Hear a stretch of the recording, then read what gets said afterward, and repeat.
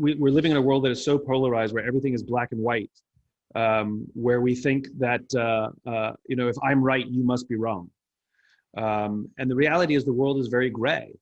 The world is not black and white, and very often there is no right or wrong, very often. And I think if you look at our politicians, I think we're quick to blame our politicians, but I think our politicians are a reflection of us. I think, quite frankly, if we're worried that the world is polarized and our politicians are dividing us, I think that's us. We complain that they don't listen. We complain that they judge. We complain that, they pit one group against another for personal gain. Well, that's kind of what we've been doing for years, and they pretend to be like us so they can get elected. So I think if we're disgusted by the states of our nations, and we're disgusted and disappointed by how polarized we are, and almost everyone is, and by the way, Google doesn't help, because the algorithm attempts to show you things that it thinks you want to see. So if you lean one political direction and you really care about finding what the balanced truth is, whatever you Google will show you your political leaning, and the opposite for the other side.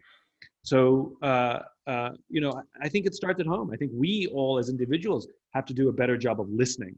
We have to learn to be less judgmental. We have to accept that two people can be right, or at least try to understand where they come from, and understand that there's a reason for, nobody thinks nobody, when we keep calling other groups evil, nobody thinks they're evil. Everybody thinks they're on the side of good. Yeah. Everybody.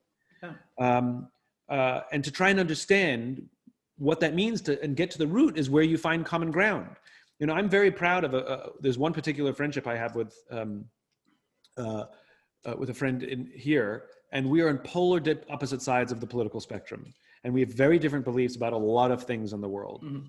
But we completely love each other and care about each other, because at the end of the day, we share a lot of the same values, and we're interested in each other, and we learn from each other, and we ask each other hard questions, and we listen, as opposed to trying to be right and convince the other person that they're wrong. And let me be clear, those conversations are difficult.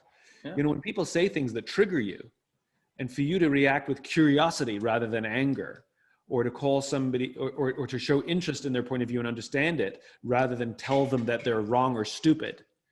That takes a lot of hard work. And let's be honest, they don't teach us those skills at school. We don't learn those skills at work. So where are we learning those skills?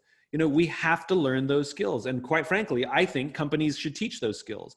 Companies should teach listening and effective confrontation, and how to have difficult conversations, and how to give and receive feedback.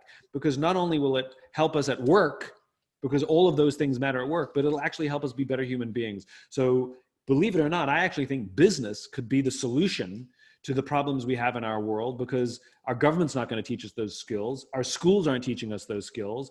People aren't taking it upon themselves to learn those skills. But if we have to learn those skills at work, well, guess what? Those skills get used in all aspects of our lives, and eventually we'll get politicians that reflect that as well.